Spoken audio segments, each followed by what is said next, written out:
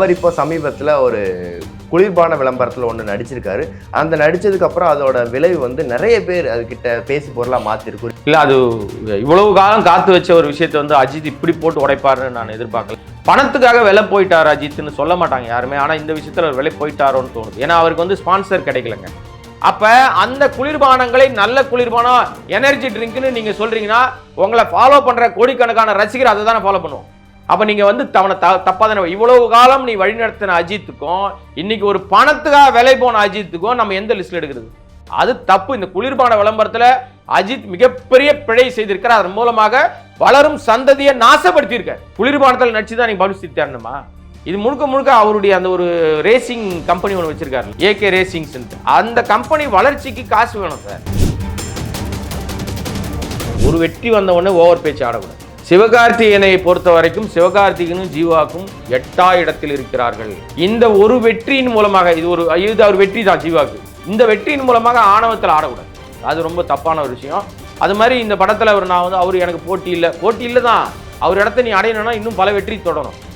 இந்த மாதிரி வந்து அன்பில் மகேஷ் பேசின அந்த டயலாக பேசி இதெல்லாம் தேவையில்லாத ஆணி. இது ஜீவாக்கு பெரிய பின்னடைவு.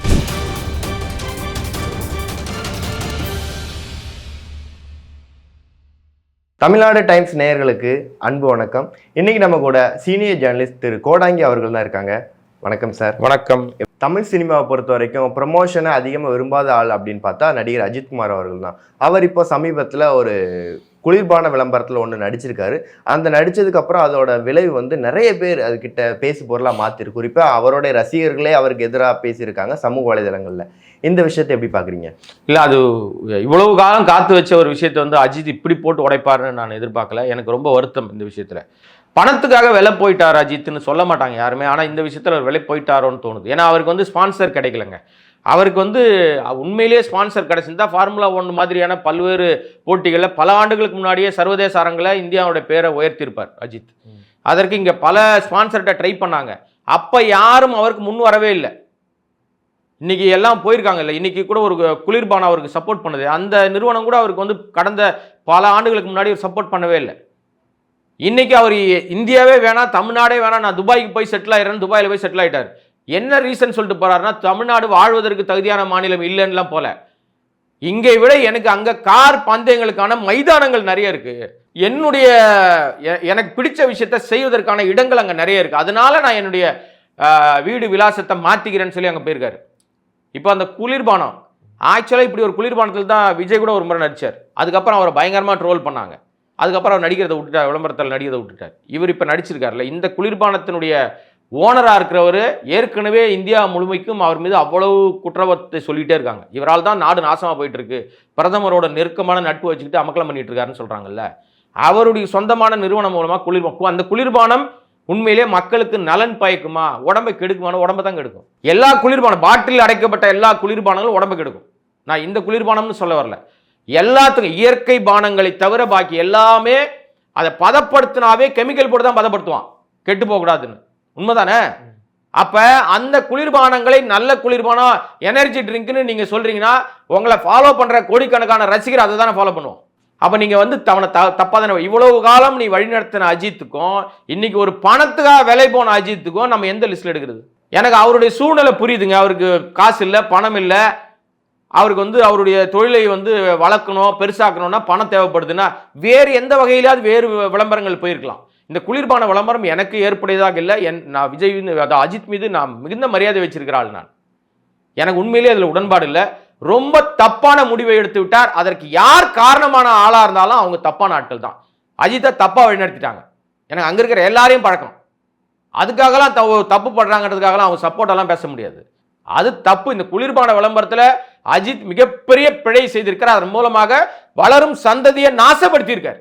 அவ்வளவுதான். இந்த ஒரே ஒரு நீங்க எல்லாம் வச்சுட்டீங்க, அறுசுவை உணவு வச்சுட்டு நடுவில் எண்ணெயை கொண்டு வந்து வச்ச மாதிரி அருமையா ரசிகர்களை வழிநடத்தக்கூடியவர் தான் அஜித். அவர் சும்மா சைகை காட்டினால அமைதி ஆகிறாங்கல்ல, இப்ப அசிங்கப்படுத்திட்டார. பின்ன குளிர்பானத்தை எல்லாரும் வாங்கி குடிப்பாங்கல்ல. யாருக்காவது ஏதாவது உடல் ரீதியான பாதிப்பு வந்தாலோ, சந்ததி பாதிக்கப்பட்டாலோ யார் பொறுப்பாக முடியும்? யார் பொறுப்பாளி? யாரு? இவர் காமிச்சவர் தானே. ஆக இந்த விளம்பரம் மூலமாக அஜித் மிகப்பெரிய தவறு இழைத்திருக்கிறார். இப்போ அவருக்கு புரியுமான்னு தெரியாது. எனக்கு பணம் கிடைக்குதுன்னு போயிட்டார் போல இருக்கு. நிச்சயமா காலம் அவருக்கு உணர்த்தும். சார் ஆனால் நீங்கள் சொல்லியிருந்தீங்க, ஆனால் இவ்வளோ பிரபலம் வாய்ந்த நடிகர் ஒருத்தர் இதெல்லாம் யோசிச்சு தானே இந்த குளிர்பான விளம்பரத்தில் நடிச்சிருப்பாரு. யோசிக்கலன்னு தான் சொல்கிறேன் நான். யோசித்து நடித்தா இதில் நடிக்க மாட்டாரு. நீங்கள் கார் பிராண்டிங்க்கு வேறு ஏதாவது பண்ணியிருக்கலாம் சார். எத்தனையோ கார் கம்பெனிகள் இருக்குது, எத்தனையோ நிறுவனங்கள் இருக்குது. அவங்களுக்கு போய் நீங்கள் நடிக்க வேண்டியது தானே. உடம்பை கெடுக்கிற உடலுக்குள் இப்போ நீங்கள் இதுவே இது வந்து குளிர்பானமே இல்லாமல் வேறு ஏதோ ஒரு பிராண்டிங், ஒரு மோட்டார் சைக்கிள் இல்லை ஒரு ஏதோ ஒரு தயாரிப்பு, அதை நாங்கள் வந்து ப்ரமோட் பண்ணுறேன் அப்படின்னு சொல்லியிருந்தா கூட யாரும் எதுவும் சொல்லாமல், உடலுக்குள் எடுத்துக்கிற விஷயம் எனர்ஜி ட்ரிங்க் அப்படி தானே அதை சொல்கிறாங்க. ஒரு நடிகர் கூட அவர் அப்படியே கையில் பிடிப்பார், மலை மேலே குதிக்கிற மாதிரிலாம் விளம்பரம் வரும். அவர் பார்த்தா எனர்ஜி ட்ரிங்க் அது குடிச்சோன்னா அவர் அப்படியே மலையை விட்டு மலை தாங்குவார். நிஜமாக அதை குடிச்சிட்டு மலையை விட்டு மலை தாங்கினான்னு செத்து போயிடுவாங்க. இந்த சக்திமான்னு ஒரு சீரியல் ஒன்று வந்துச்சு ஆரம்ப காலத்தில், ரொம்ப நீங்களாம் சின்ன பையனாக இருந்திருப்பீங்க, பிறந்திருப்பீங்களான்னு தெரியாது எனக்கு. அப்போல்லாம் வந்து சக்திமானை பார்த்து பல குழந்தைகள் செத்து போயிருக்குது. ஏன்னா சக்திமான் காப்பாற்றிடுவார் நம்மளை அப்படின்னு சொல்லிட்டு மாடியிலேருந்துலாம் குச்சிருக்குது குழந்தைங்க. அவ்வளவு கொடூரமாக மக்கள் மனசில் உள்ளே போன விஷயம் அது. அந்த மாதிரி தானே இது. நீங்கள் செய்கிறத அப்படியே உங்களை ஃபாலோ பண்ணுவாங்க. இன்றைக்கெல்லாம் சினிமாவை பார்த்தா ரசிகர்கள் கெட்டு போகிறாங்க. சட்டை பட்டன் அவுத்து விட்டு போகிறான்னா அவுத்து விட்டு போவான், சிகரெட்டை பிடிச்சி வளையமாக விடுவானா வளையமாக விடுவான். அதனால் ஆபத்து இருக்குன்னு தெரியாது அவனுக்கு. பைக் ஒத்த கையில் ஓட்டினா ஒத்த கையில் ஓட்டுவான், 2 கை விட்டு ஓட்டினா 2 கை விட்டு ஓட்டுவான். இதெல்லாம் டூப்புடா, பைக்கு ஓட்டலடா, கீழே வந்து செட்டு வச்சு எடுக்கிறாங்கடான்னு சினிமாவில் இருக்கிற நமக்கு தான் தெரியும், வெளியில் பார்க்குற ஆடியன்ஸ்க்கு தெரியாது. க்ரீன் மேட்டில் ஷூட் பண்ணுறான்டா, அப்படிலாம் வேகமாக போக முடியாதுடா. இது எல்லாமே மாயை என்பதை எப்போ புரிஞ்சுப்பானா, அவனுக்கு ஒரு பாதகம் வந்த பிறகு தான் புரிஞ்சுப்பான். அதுக்குள்ளே வாழ்க்கை போயிருமே ராஜா, வீணாக போயிடுவீங்களே. அப்போ இது அனைத்துக்கும் காரணமானவர் அஜித். உடம்பை கெடுக்கிற குளிர்பானத்தில் நடித்தது புத்தியாக தெரிஞ்சு நடிச்சிங்களா தெரியாமல் நடிச்சிங்களான்றதாலும் பேச்சு கிடையாதுங்க. நடிச்சது தப்புங்க. இந்த விளம்பரத்துக்கு அவர் பணத்துக்கு விலை போனது ரொம்ப ரொம்ப தப்பு. ஏன்னா என் பேட்டிகள்லாம் முன்னாடிலாம் பார்த்தீங்கன்னா அஜித்துக்கு ஃபேவராக அவ்வளோ விஷயங்கள் பேசியிருக்கேன், அஜித்தினுடைய அவ்வளவு செய்கைகளை பாராட்டியிருக்கேன் நான். இதை என்னால் ஏற்றுக்கவே முடியலன்றதுனால தான் ஆணித்தரமாக சொல்கிறேன், மிகப்பெரிய தவறை செய்திருக்கிறார் அஜித். அவருக்கு காலம் எப்போ உணர்த்தோன்னா பல பேர் பாதிக்கப்பட்ட பிறகு தான் தெரியும். அதுக்கு கண் கட்ட பிறகு சூரிய நமஸ்காரம் பண்ணி என்ன பிரயோஜனம்? ஓகே சார், இப்போ நீங்கள் பணத்துக்காக தான் அவர் நடிக்கிறாரு மாதிரி சொல்கிறீங்க. ஆனால் அவர் வந்து இதுக்கு முன்னாடி அவர் நடித்த படங்கள் எல்லா படங்களும் எடுத்துக்கிட்டால் ப்ரொமோஷன்ஸ் வந்து முற்றிலுமாக தவிர்த்துக்கிட்டு தான் வர்றாரு. ஏன்னா எல்லா படங்களுக்கு ஒரு நல்ல படங்களுக்கு ப்ரொமோஷன் தேவையில்லைன்னு அவர் படங்களுக்குமே சொல்லியிருக்காரு. அப்படி இருந்தும் இந்த விளம்பரம் நடிக்கிறது ஒரு விதமான ப்ரொமோஷன் தான் ஒரு பக்கம் சொல்கிறாங்களே. இல்லை நீங்கள் அவர் ஒரு பாலிசி வச்சிருக்காரு. நான் வந்து படத்தில் நடிக்கிறேன், என் படம் சம்பளம் வாங்குறேன், நடிக்கிறேன், அதுக்கப்புறம் நீங்கள் எப்படியா ப்ரமோட் பண்ணீங்க பான்ட்டு அவர் போயிடுறாரு. அதுவே ஆக்சுவலாக தப்பு. உங்களை நடிக்க வைக்கிறதே, சம்பளம் கொடுத்து நடிக்க வைக்கிறதே எங்கள் படத்தை நீங்கள் வியாபாரம் பண்ணுறதுக்கு வர்றதுக்கு தான். அதுக்கு அவர் வர்றதில்லை. ஆனால் அது காரணம் இல்லை, நீ இது பப்ளிசிட்டி அப்படி வேற எங்கே போங்க பப்ளிசிட்டிக்கு. குளிர்பானத்தில் நடிச்சு தான் நீங்கள் பப்ளிசிட்டி தரணுமா? இது முழுக்க அவருடைய அந்த ஒரு ரேசிங் கம்பெனி ஒன்று வச்சிருக்காரு, ஏகே ரேசிங்ஸ்ன்ட்டு. அந்த கம்பெனி வளர்ச்சிக்கு காசு வேணும் சார். இப்போ அந்த இவர் சார்ந்திருக்கிற, இவர் போய் நடிக்க போயிருக்கிற அந்த நிறுவனம் வந்து இந்தியா முழுமைக்கும் பல்வேறு முதலீடுகள் பண்ணுகிற பெரிய நிறுவனம் அது. அவங்க எல்லா துறையிலையும் இருக்காங்க, குண்டூசி தயாரிக்கிறதுல ஆரம்பித்து எல்லாத்துலேயும் அவங்க இருக்கிறாங்க. அவங்க மூலமாக இவருக்கு பல்வேறு சலுகைகள் கிடைக்கும்ன்ற நம்பிக்கையில் போய் உள்ளே மாட்டியிருக்கார். இது வந்து அவருக்கு நிச்சயமாக மாட்டியிருக்காரு, எலி பொறியில் மாட்டின மாதிரி தான். இப்போ அந்த ஆசையை காட்டி உள்ளே கூப்பிட்டாங்கல்ல, இவ்வளவு காலம் காப்பாற்றி வச்ச பேரை ஒரு சின்ன ஒரு விளம்பரத்தில் வீணாக போயிட்டேன். நான் கூட அந்த விளம்பரத்தில் பேர் வரும்போது இவர் நடிக்க மாட்டார், வெறும் சும்மா லோகோ மட்டும் போட்டிருக்காரு போல இருக்குன்னு நினச்சேன்.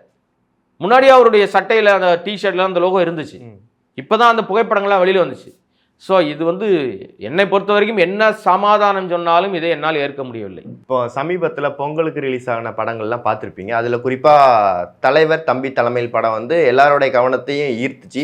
அந்த படத்தில் நடித்த ஜீவா வந்து முன்னாடி பேட்டியில் ஒன்று பேசியிருந்தார், என்னென்னா சிவகார்த்திகேயன் வந்து எனக்கு வந்து போட்டியாளர் இல்லை அப்படிங்கிற மாதிரி ஒரு விஷயம் சொல்லியிருக்காரு. இந்த விஷயத்தை எப்படி பார்க்குறீங்க? உண்மையிலே போட்டியாளர் இல்லைங்க, சிவகார்த்திகேயன் உயரத்தில் இருக்காருங்க. ஜீவா பாவம் இப்போதான் இந்த படம் தான் ஓரளவுக்கு அவருக்கு ஏதோ அவரை திரும்பி பார்க்க வச்சிருக்கு. எனக்கு ஜீவாவை நல்லாவே தெரியும், நல்ல நண்பர் தான், நல்ல எனக்கு ரொம்ப மரியாதைக்குரிய பழகக்கூட இனிமையான. அவங்க அப்பா ரொம்ப நல்ல மனிதர், அதெல்லாம் கரெக்டானாலும் நேர்மையாளர்கள் அவங்கெல்லாம், அதிலலாம் மாற்று கருத்தை கிடையாது. ஆனால் ஒரு வெற்றி வந்த உடனே ஓவர் பேச்சு ஆடக்கூடாது. ஜீவாவுக்கு சொல்கிறீங்களா? ஜீவாவுக்கு நான் பேசுறது முழுக்க ஜீவாவுக்கு. உடனே கோட் பண்ணுவாங்க சிவகார்த்திகேயனுக்கு. சிவகார்த்திகேயனை பொறுத்த வரைக்கும் சிவகார்த்திகேயனும் ஜீவாவுக்கும் 8ஆம் இடத்தில் இருக்கிறார்கள். சிவகார்த்திகேயன் பெரிய உயரத்துக்கு போயிட்டார், அவரும் படிப்படியாக கீழேருந்து மேலே போனவர் தான், நேராக வானத்தில் இருந்தாலும் குதிக்கல. ஆனால் அவரை அமுக்கிறதுக்கு ஒரு பெரிய கூட்டமே அலைஞ்சிக்கிட்டு இருக்கு. அவன் துரோகி, அவன் நன்றி கெட்டவன், நம்பிக்கை துரோகி, ஏமாத்துக்காரன், மோசடிக்காரன், குடும்பத்தை கலைச்சவன் என்னென்ன சொல்ல முடியுமோ அவ்வளவும் சொல்லி அவனை அழுக்க பார்க்குது. ஆனால் அதெல்லாம் தாண்டி சிவகார்த்திகேயன் அடுத்த கடத்த நகர்ந்துக்கிட்டே இருக்கார். இங்கே தான் பொங்கல் கொண்டாடி பார்த்தீங்க, அவர் பிரதமர் கூட போய் பொங்கல் கொண்டாடிட்டார், அது அடுத்த கடத்த நோக்கி நகர்ந்துட்டார். ஜீவாவை பொறுத்த வரைக்கும் இந்த நீங்கள் சொன்னீங்களே டிடிடி தலைவர் தம்பி தலைமையில் அப்படின்னு ஒரு படம் வந்திருக்கு. அது என்னுடைய நண்பர், அவர் வந்து துபாய் கண்ணன் ரவி தான் அதோட தயாரிப்பாளர். அவங்க மகன் மூலமாக படத்தை தயாரிச்சிருக்காரு. நிறைய படங்கள் எடுக்கிறாங்கன்னு வச்சுங்க. இந்த படம் அந்த படத்துக்கு அவங்க செய்கிற விளம்பரங்கள் அந்த விஷயங்கள் மூலமாக படம் உண்மையில நானும் படம் பார்த்தேன். அந்த படம் ஓகே, நல்லா இருக்கு. அது மலையாள பேட்டர்ன், மலையாள இயக்குநர்கள் பார்வையில் தான் அந்த படம் இருக்குது. தமிழ் இயக்குநர்கள் அப்படி படம் பண்ண மாட்டாங்க, அவங்க பேட்டர்ன் கிடையாது அது. ஆனால் இந்த ஒரு வெற்றியின் மூலமாக இது ஒரு வெற்றி தான் ஜீவாவுக்கு. இந்த வெற்றியின் மூலமாக ஆணவத்தில் ஆடக்கூடாது, அது ரொம்ப தப்பான ஒரு விஷயம். அது மாதிரி இந்த படத்தில் அவர் எனக்கு போட்டி இல்லை தான். அவர் இடத்த நீ அடையணும்னா இன்னும் பல வெற்றி தொடரும், இன்னொன்று நீ ஓடணும். அவர் எங்கேயோ ஓட்டத்தை முடிச்சு அடுத்த கடத்துக்கு போயிட்டாருமா, நீ இன்னும் இங்கேயே இருக்க, புறப்பட்ட இடத்துல இருக்க ஜீவா, போனோம். இப்போ அடுத்து என்ன பண்ண போறான்னு தெரியல. இந்த படத்துல இன்னொரு சர்ச்சையும் ஓடிட்டு இருக்கு. இப்போ இந்த மாதிரி வந்து அன்பில் மகேஷ் பேசின அந்த டைலாக பேசி இதெல்லாம் தேவையில்லாத ஆணி, இது தேவையில்லாத ஆணி.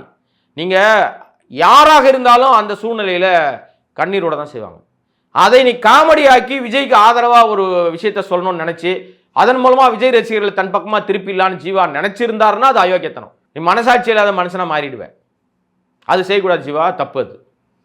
ஏன்னா அந்த படம் பார்த்து நான் ஜீவாவை வாழ்த்திட்டு தான் வந்தேன், நல்லா பண்ணியிருக்கீங்க அப்படின்னு. ஆனால் இந்த டைலாக் சொல்லிட்டு தான் வந்தேன், இது நீங்கள் இந்த வச்சிருக்க வேணாம், ஆனால் ஏதோ காமெடிக்காக வச்சிட்டிங்க, அது ஆக்சுவலாக அதை நீங்கள் வெளியில் அதோடு விட்டுருங்க, அந்த படத்தில் வந்துருச்சு அதோட விட்டுருங்க, வெளியில் பேச வேணாம். ஆனால் திரும்பி பேசுகிறார் அதை. இப்போ நேற்றுக்கு வந்து ஐயோ நான் தெரியாமல் பேசுகிறேங்க, அப்படிலாம் நான் வந்து காரணத்தினால பேசுகிறனால ஏதோ பேட்டி கொடுத்ததாக தகவல் வருது. இயக்குனர் சொல்லி தான் நான் பேசுனுங்கிற மாதிரி சொல்லியிருந்தாரு. அது இங்கே ஏங்க சென்சிட்டிவ் இஷ்யூ சார். அது 41 மரணங்கள் பார்த்துட்டு எப்பேற்பட்ட கல் நெஞ்ச காரணம் கரைவான். விஜயே அந்த இடத்துக்கு போயிருந்தாலும் கண்ணீர் விட்டு அழுதுருப்பாரு, கிளிசரனே போடாமல் அழுதுருப்பார். நிஜமா மனுஷனா இருந்திருந்தா. அவர் மனுஷன் இல்லை, கடவுள் ஆயிட்டாருன்னு வச்சுங்களேன். ஏன்னா அது நான் சொல்லப்பா, அவங்க ஆளுங்க சொல்கிறாங்க. இந்த விஜய் பாலாஜின்னு ஒரு மாவட்ட செயலாளர் இருக்கார், ஈரோடு மாவட்ட செயலாளர்னு நினைக்கிறேன். அவர் சொல்றாரு, சாமி நம்ம ஊருக்கு வருது, அதை பத்திரமா வந்து இந்த ஊரில் தேரில் பவனி வரப்போகுது, வந்துட்டு மறுபடியும் கோயில் கருவறையில் அதை கொண்டு போய் சேர்த்துடணும். யாரை சொன்னார் தெரியுதா? விஜய் சொன்னார். சாமியா விஜய், பவனி வருதான், தேரில் வருதான், அது எத்துமே கோயில் கருவறையில் விட்டுணுமா. தேருன்னு என்ன சொன்னார் தெரியுமா? அந்த யமராஜ வாகனம் ஒன்று இருக்குது, அது சாமின்னு சொன்னது விஜய. கோயில் எத்துமே விட்டுணும்னா நீலாங்கரை வீடு தான் கோயில். இந்த மாதிரி தற்கொலைகளை வச்சுட்டு எப்படி உருப்புறது நாடு?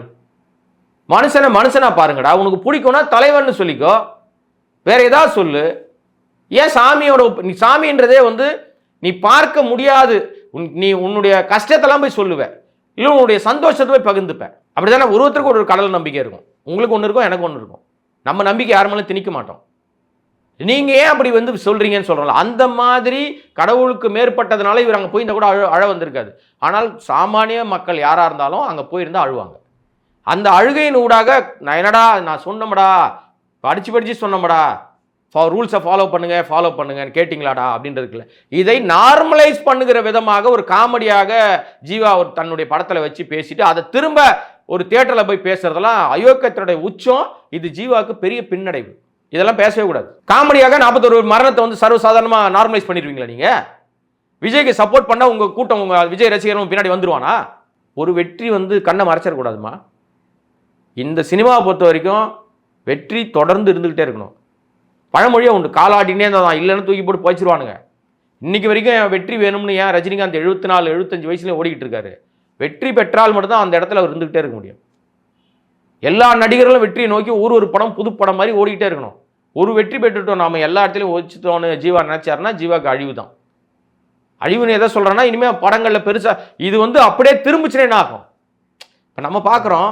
அது மாதிரி வந்து இப்போ நீங்கள் உங்கள் விஜய் ரசிகர்கள் வருவாங்கன்னு நம்பி அவங்களுக்கு ஒரு விஷயத்தை அவங்கள குசி பத்துற மாதிரி விஜய்க்கு சப்போர்ட் பண்ணுற மாதிரி நீங்கள் பேசிட்டு எதிர்கருத்தில் யார் இருக்கா? அஜித் ரசிகர்கள் இருக்காங்க, ரஜினி ரசிகர்கள் இருக்காங்க, திராவிட இயக்கத்தை சேர்ந்தவர்கள் இருக்காங்க, திமுக ஐடி விங் இருக்கு. உங்களை சும்மா விடுமா? தேவையில்லாத வாதமாகாதா? நடிகர் நடிச்சியா, படத்தை கொண்டு வந்து கொடுத்தியா, மக்கள்கிட்ட பார்த்தாங்களா, அவன் பார்த்து கொண்டாடினானா போயிட்டே இருப்பியா? இல்லை நேராக போய் விஜய் கட்சியில் சேர்ந்துரு, பதவி வேணும்னா அங்கே போய் சேர்ந்துரு. ஏன்னா அவர் தான் ஜெயிச்சு முதலமைச்சராக போறாரு, போய் துணை முதல்வர் ஆயிடு. ஜீவா துணை முதல்வர் போட்டுக்கலாமா? போயிடு. அதனால எல்லாத்தையும் நார்மலைஸ் பண்ண முடியாதுமா. இதையெல்லாம் நார்மலைஸ் பண்ணா ஜீவா பெரிய அடி வாங்குவார். இது எப்படி சார் சமீபத்தில் நிறைய வசனங்கள் எல்லாமே ட்ரெண்டிங் வசனங்கள் எல்லாமே படத்தில் வைக்கிறதுக்கு வந்து ஒரு விதமான ப்ரொமோஷன் எடுத்துக்கலாமா இதை? ஆமாம் ஆமாம், அது இயல்பு தானே. அது வந்து நீங்கள் எல்லா இடங்களிலும் எந்த வசனம் பேசப்படுது, எந்த வசனம் மக்கள் மத்தியில் ட்ரோல் செய்யப்படுது, இப்போ நெகட்டிவ்லேயே பெரிய ஆளெல்லாம் மாறலையா? நான் ஒருத்தர் பேர் சொல்ல விரும்பலை, இன்னைக்கு பிக் பாஸில் கூட போயிருக்காரு. அவர் கேவலமாக பேசுவாருங்க. தான் செய்கையில் அவ்வளவும் கேவலமாக இருக்கும். இத்தனைக்கும் அவர் ஏதோ ஒரு மருத்துவத்துறையிலேருந்தே படிச்சுலாம் தொலைச்சிருக்காரு கருமம். அசிங்கம் பிடிச்ச ஆள், பண்ணது பூரா அயோக்கியத்தனம். ஆனால் மக்கள் அவனை தூக்கி எங்கே உட்கார வச்சாங்க? அவன் வீடியோ பேசினான்னா அப்படி போகும். என்ன அவன் சொல்லிட்டான் இது வரைக்கும்? யாருக்காவது நல்லது பண்ணியிருக்கானா? யாருக்காவது நல்ல கருத்தை சொல்லியிருக்கானா? சொன்னதே கிடையாது. அதை மக்கள் நெகட்டிவை தான் விரும்புகிறாங்க. இன்னைக்கு மக்களுடைய மனநிலை கரப்டாகி போயிருக்கு. அதுலேருந்து விவரம் தெரிஞ்சவர்களாக பார்க்கிறவர்கள் தான் நியாயமான வியூஸாக இருக்கும். அது இப்போ வியூஸும் ஏற்றுறாங்கம்மா, காசு கொடுத்து தான் ஏற்றுறாங்க. அதெல்லாம் நம்ம எல்லாம் தெரிஞ்ச விஷயம் தான். நீங்கள் வந்து 4 மணி நேரத்தில் இவங்க ஏற்றுனாங்கன்னா அது இவங்களுக்கு வந்தால் அது வந்து ரத்தம், மற்றவங்களுக்கு வந்தால் தக்காளி சட்னின்ற கதை தானே. ஜனநாயகன் வியூஸ் வந்தால் ஒத்துப்பாங்க, பராசக்தி வியூஸ் வந்தால் ஆஹா காசு கொடுத்து ஏதோ பண்ணிட்டாங்கடா சொன்னாங்களா சொல்லலையா? 2 பேருமே அயோக்கியத்தனம் தான். நான் ஏதோ 2 பேருக்கு சாதகமாக ஒருத்தருக்கு சாதகமானு பேசலை. வியூஸ் எல்லாம் ஏற்றப்படுது, பணம் கொடுத்தா ஏற்றுறாங்க. இதில் முன்ன பின்ன கொஞ்சம் உண்மையான வியூஸும் வரதான் செய்யும். ஓகே, கண்டிப்பாக சார், நிறைய விஷயங்கள் ஷேர் பண்ணீங்க. தேங்க்யூ. நன்றி.